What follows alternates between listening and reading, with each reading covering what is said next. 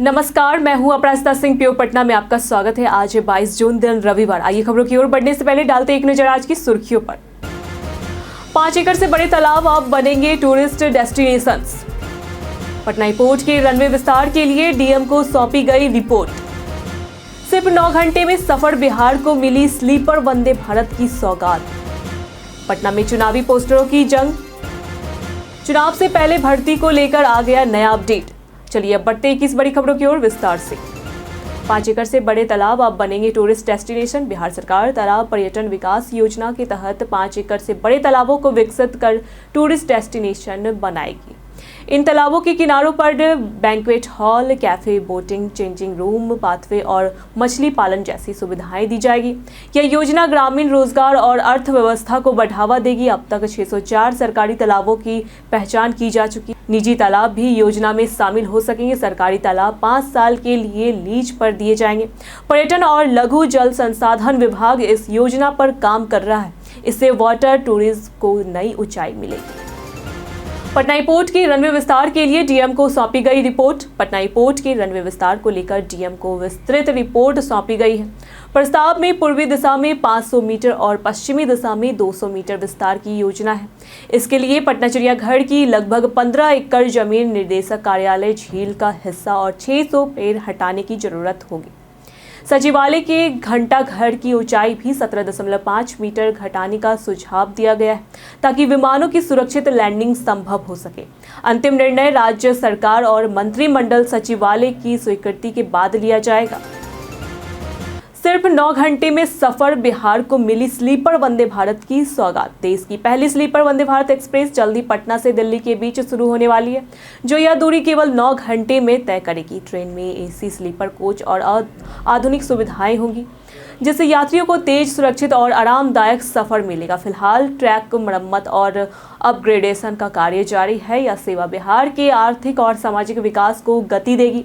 सांसद रविशंकर प्रसाद ने जानकारी दी कि यह ट्रेन राज्य में केंद्र की विकास योजनाओं का हिस्सा है और लोगों के लिए बड़ी सौगात होगी। पटना में चुनावी पोस्टरों की जंग। बिहार विधानसभा चुनाव से पहले पटना में पोस्टर वॉर तेज हो गया है। एनडीए और महागठबंधन एक दूसरे पर तीखे व्यक्तिगत हमले कर रहे हैं। एनडीए समर्थकों ने तेजस्वी यादव पर हमला करते हुए पोस्टर में लिखा, मेरा बाप चारा चोर, मुझे वोट दो। वहीं विपक्ष ने चिराग पासवान को जीजा फास्ट और एनडीए को नेशनल दामादवादी अलायंस बताया। संजय झा पर परिवारवाद को लेकर निशाना साधा गया। पोस्टर वॉर ने यह संकेत दिया है कि चुनावी जंग इस बार मुद्दों के साथ साथ छवि और रिश्तों पर भी केंद्रित होगी। सरकारी शिक्षकों को आवंटित स्कूलों की लिस्ट हुई वायरल। बिहार में हाल ही में 26,665 स्थानांतरित शिक्षकों की स्कूल आवंटन सूची के 35 पेज सोशल मीडिया पर वायरल हो गए। यह लिस्ट ई शिक्षा कोष पोर्टल के माध्यम से जारी की गई थी। शिक्षा विभाग ने मामले को गंभीरता से लेते हुए जांच के आदेश दिए हैं। अपर मुख्य सचिव डॉक्टर एस सिद्धार्थ ने दोषियों पर निलंबन की चेतावनी दी है। वायरल सूची की पुष्टि नहीं हुई है, लेकिन इससे प्रशासनिक पारदर्शिता और डाटा सुरक्षा पर सवाल खड़े हुए हैं। विभाग अब यह पता लगाने में जुटा है कि लीक कैसे हुई। यात्रियों का लगेज छोड़ चेन्नई से एयर इंडिया की फ्लाइट पहुंची पटना। बीते दिन चेन्नई से पटना आई एयर इंडिया की फ्लाइट IX 2936 में ओवरवेट के कारण यात्रियों का लगेज नहीं लाया गया, जिससे पटना एयरपोर्ट पर भारी हंगामा हुआ। विमान में 186 यात्री सवार थे और समर शेड्यूल के कारण वजन सीमा पार हो गया। एयर इंडिया प्रबंधन ने यात्रियों को आश्वस्त किया है कि उनका सामान उनके घर तक पहुंचाया जाएगा। जिनकी कनेक्टिंग फ्लाइट छूट गई है, उन्हें अन्य फ्लाइट से भेजा जाएगा। लगेज की अनुपस्थिति की जानकारी मिलते ही यात्री 4 नंबर बेल्ट पर इकट्ठा हुए और गुस्से में आ गए। यह घटना 21 जून यानी कल की। चुनाव से पहले भर्ती को लेकर आ गया नया अपडेट। पटना में 90 से अधिक हेल्थ एंड वेलनेस सेंटर खोले जाएंगे, जिनमें से 21 के लिए जमीन उपलब्ध हो चुकी है। महापौर सीता साहू ने बताया कि 30 जून तक सभी शहरी प्राथमिक स्वास्थ्य केंद्रों पर चिकित्सकों की नियुक्ति हो जाएगी। चयनित अभ्यर्थियों को पटना में ही ड्यूटी करनी होगी। बैठक में स्वास्थ्य व कृषि विभाग ने समन्वय बढ़ाने की बात कही है। साथ ही पटना के 11 केंद्रों पर लड़कियों के लिए मुफ्त HPV टीकाकरण की सुविधा शुरू की गई है, जिससे सार्वजनिक स्वास्थ्य और मजबूती मिलेगी। बिहार के कॉलेजों में जल्द होगी 115 प्रधानाचार्य की नियुक्ति। बिहार राज्य विश्वविद्यालय सेवा आयोग से चयनित 115 प्रधानाचार्य की नियुक्ति अब जल्द की जाएगी। पटना उच्च न्यायालय में याचिका वापस लिए जाने के बाद राजभवन सचिवालय ने सभी कुलपतियों को आदेश जारी कर दिया है। यह आदेश बिहार कृषि विश्वविद्यालय, आर्यभट्ट ज्ञान विश्वविद्यालय और नालंदा ओपन यूनिवर्सिटी को छोड़कर सभी विश्वविद्यालयों पर लागू होगा। राज्यपाल के प्रधान सचिव रॉबर्ट एल चंथू द्वारा भेजे गए पत्र में नियुक्तियों को सर्वोच्च प्राथमिकता देने की बात कही गई है। इससे बिहार के कॉलेजों में शैक्षणिक प्रबंधन को मजबूती मिलने की उम्मीद है। कांग्रेस प्रदेश अध्यक्ष ने प्रधानमंत्री मोदी से पूछे 14 सवाल। बीते दिन कांग्रेस प्रदेश अध्यक्ष राजेश राम ने पटना के सदाकत आश्रम में प्रेस वार्ता कर प्रधानमंत्री नरेंद्र मोदी से 14 सवाल पूछे। उन्होंने 2019 और 2024 में बिहार की ओर से मिली सीटों के बावजूद राज्य को क्या मिला, यह पूछा। पलायन, रोजगार, उद्योग, ओबीसी, दलित आरक्षण, पक्का मकान और मोतिहारी चीनी मिल जैसे मुद्दों पर भी सवाल उठाए। उन्होंने केंद्र सरकार की नीतियों पर सवाल खड़े किए कि वहीं आम आदमी पार्टी के नेता अंगेज सिंह और ब्रह्म प्रकाश और कांग्रेस ज्वाइन की। आदमी पार्टी के नेता अंगेज सिंह और ब्रह्म प्रकाश ने कांग्रेस ज्वाइन की। दोनों को राजेश राम ने पार्टी की सदस्यता दिलाई। यह घटना बिहार की राजनीति में हलचल बढ़ा रही है। गंगा का बढ़ता जलस्तर, ग्यासपुर घाट का पीपा पुल हुआ बंद। गंगा नदी के जलस्तर में वृद्धि के कारण ग्यासपुर घाट पर स्थित पीपा पुल बीते शुक्रवार को खोल दिया गया था।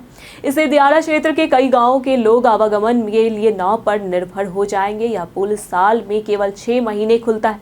बरसात या जलस्तर बढ़ने पर इसे बंद कर दिया जाता है। प्रखंड विकास पदाधिकारी अशोक प्रसाद ने नाविकों को अधिक लोडिंग से रोकने की सख्त हिदायत दी है और ओवरलोडिंग पाए जाने पर कड़ी कार्रवाई का भी भरोसा दिलाया। हालांकि पीपा पुल दिसंबर में फिर से जोड़ा जाएगा।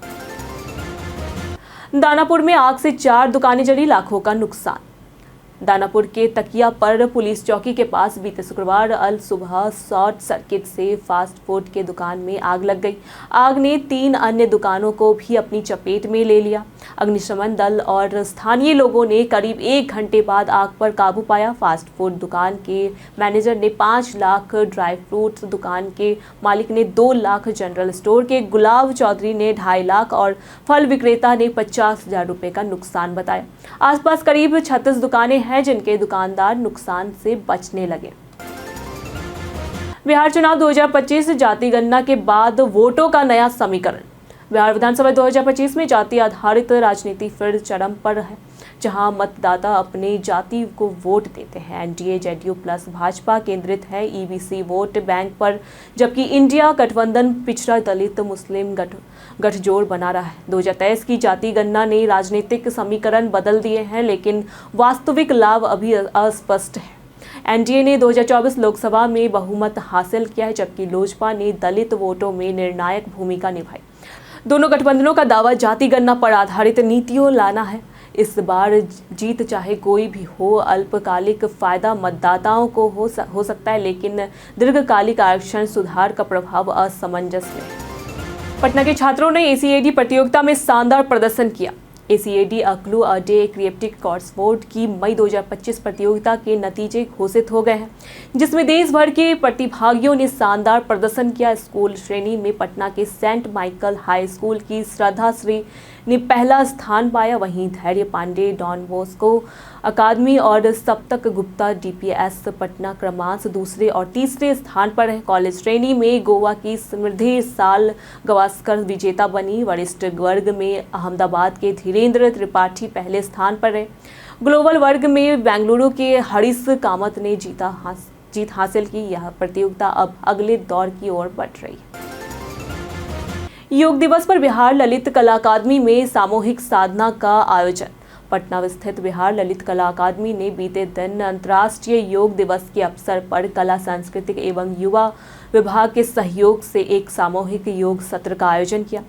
फ्रेजर स्थित कला दीर्घा हॉल में आयोजित इस कार्यक्रम में प्रशिक्षकों खुशी प्रिया और अनुराधा कुमारी ने प्रतिभागियों को विभिन्न आसनों, प्राणायाम और ध्यान का अभ्यास कराया। निर्देशक रूबी ने योग का आधुनिक जीवन में संतुलन की शक्ति बताया। अधिकारियों, कर्मचारियों और नागरिकों ने सफेद टी-शर्ट पहनकर योग किया और नियमित अभ्यास का संकल्प लिया। हालांकि कार्यक्रम में कई वरिष्ठ अधिकारी मौजूद थे। पटना चिड़ियाघर में जिराफ संरक्षण का संकल्प। विश्व जिराफ दिवस पर पटना चिड़ियाघर संजय गांधी बायोलॉजिकल पार्क में बिहार पर्यावरण विभाग द्वारा संरक्षण और जागरूकता कार्यक्रम आयोजित किया गया। अतिरिक्त मुख्य सचिव हरजोत कौर बामहरा, BCCF और चिड़ियाघर निदेशक समेत वरिष्ठ अधिकारी उपस्थित थे। उन्होंने सार्वजनिक रूप से जिराफ संरक्षण का संकल्प लिया और वैश्विक स्तर पर 40% गिरावट दर्ज की गई।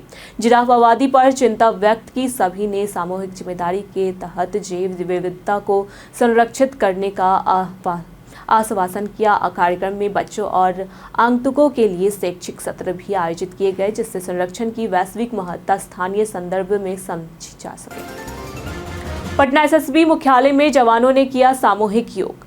बीते दिन पटना स्थित सशस्त्र सीमा बल SSB फ्रंटियर मुख्यालय में अंतर्राष्ट्रीय योग दिवस 2025 पर एक पृथ्वी एक स्वास्थ्य थीम के तहत योग सत्र का आयोजन किया गया। कर्पूरी ठाकुर सदन में सुबह 6:30 बजे शुरू हुए इस कार्यक्रम में अधिकारियों, जवानों और नागरिकों ने सामूहिक सूर्य नमस्कार, योगासन और ध्यान किया। उप महानिरीक्षक BK पाल ने योग को अनुशासन और ऊर्जा का स्रोत बताया। विशेषकर सीमा ड्यूटी के लिए कार्यक्रम में जवानों ने सजीव योग प्रदर्शन भी किया और स्थानीय परिवारों को भी योग का रोजमर्रा की दिनचर्या और अपनाने की अपील की गई। कई कारणों से दर्ज है भारत के इतिहास में आज की तारीख। आज के दिन सन 1555 में हुमायूं ने सिकंदर सूरी को हराया और अकबर को अपना उत्तराधिकारी घोषित किया। आज के दिन छत्रपति शिवाजी महाराज ने वेल्लोर का किला जीता। आज के दिन नेताजी सुभाष चंद्र बोस ने ऑल इंडिया फॉरवर्ड ब्लॉक की स्थापना की। आज के दिन जर्मनी ने सोवियत रूस पर आक्रमण किया, जो द्वितीय विश्व युद्ध का एक महत्वपूर्ण मोड़ था। आज के दिन 21वीं सदी का सबसे लंबा सूर्य ग्रह भारत में दिखाया गया। 22 जून के ही दिन विश्व इतिहास में हुई कुछ महत्वपूर्ण घटनाएं। आज के दिन प्लासी का युद्ध हुआ। आज के दिन जर्मनी ने सोवियत रूस पर आक्रमण किया। आज के दिन अंतर्राष्ट्रीय आप दिवस मनाया जाता है। पटना में क्या है मौसम का हाल। हाल के दिनों में पटना में अधिकतम तापमान 24 से 26 डिग्री सेल्सियस के बीच बना हुआ है। यह तापमान मौसम को सुहाना और आरामदायक बनाए रखता है। इस अवधि में हल्की ठंड और मध्यम हवा के कारण दिन में तापमान स्थिर रहता है, जिससे लोगों को बाहर गतिविधियां करने में आसानी होती है। मौसम विभाग ने बताया है कि इस तापमान के कारण पटना में गर्मी की तीव्रता कम है और रात के समय ठंडक बनी रहती है। आगामी दिनों में भी ऐसा मौसम रहने की संभावना है, जिससे आम जनजीवन प्रभावित नहीं होगा। बाय नाउ पे लेटर की स्कीम सुविधा है या फाइनेंशियल जाल। BNPL बाय नाउ पे लेटर स्कीम शुरुआत में आसान और स्मार्ट लगती है, लेकिन ये धीरे धीरे आपकी खर्च करने की आदत बिगाड़ देती है। EMI की सुविधा आपको सोचने पर मजबूर करती है कि क्या मैं ये चुका सकता हूँ, बजाय इसके कि क्या मुझे ये खरीदना चाहिए। छोटी छोटी किस्तें और लेट फीस धीरे धीरे जेब पर भारी पड़ती है और आपकी क्रेडिट हिस्ट्री को नुकसान पहुंचा सकती है। ये आदत बन जाती है जिसे आप जरूरत नहीं चाहत के लिए उधार लेने लगते हैं। इससे बाहर निकलने का तरीका है चल रही सभी EMI के लिस्ट बनाएं और जो चुका सकते हैं तुरंत चुकाएं और खरीद से पहले सोचें क्या ये वाकई जरूरी है। बिहार विधानसभा चुनाव के लिए भाजपा ने बनाया चक्रव्यूह। भाजपा ने आगामी विधानसभा चुनाव को लेकर रणनीति तेज कर दी है। 2 जुलाई को पटना के ज्ञान भवन में प्रदेश कार्य समिति की बैठक हुई, जिसमें राजनाथ सिंह उद्घाटन करेंगे और BL संतोष विशेष रूप से उपस्थित रहेंगे। बैठक में 900 कार्यकर्ता, मंत्री, विधायक एवं अन्य प्रतिनिधि भाग लेंगे। भाजपा 15 जुलाई से 15 सितंबर तक बूथ सशक्तिकरण अभियान चलाएगी और NDA सम्मेलन आयोजित करेगी। महिला मतदाताओं को साधने के लिए 250 महिला विस्तारकों को 125 विधानसभा क्षेत्रों में उतारा जाएगा। चुनावी तैयारी के तहत पूरे राज्य को 8 भागों में विभाजित किया गया है। बीते दिनों जिन्होंने हमारे वीडियो पे लाइक और कमेंट किए थे उनके नाम है स्वास्थ्य कुमार, संजीव कुमार, मनोज दास और लाल बाबू राय। इसी के साथ बढ़ते हैं आज के सवाल की ओर। क्या भाजपा की चुनावी तैयारी इस बार कारगर साबित होगी? आप अपना जवाब हमें हमारे कमेंट सेक्शन में लिखकर जरूर बताएं। आज के लिए फिलहाल इतना ही। पटना की तमाम खबरों के साथ बने रहने के लिए देखते रहे प्योर पटना। साथ ही अगर आप यूट्यूब चैनल पर देख रहे हैं तो चैनल को सब्सक्राइब करें। अगर फेसबुक पेज पर देख रहे हैं तो लाइक और फॉलो करें।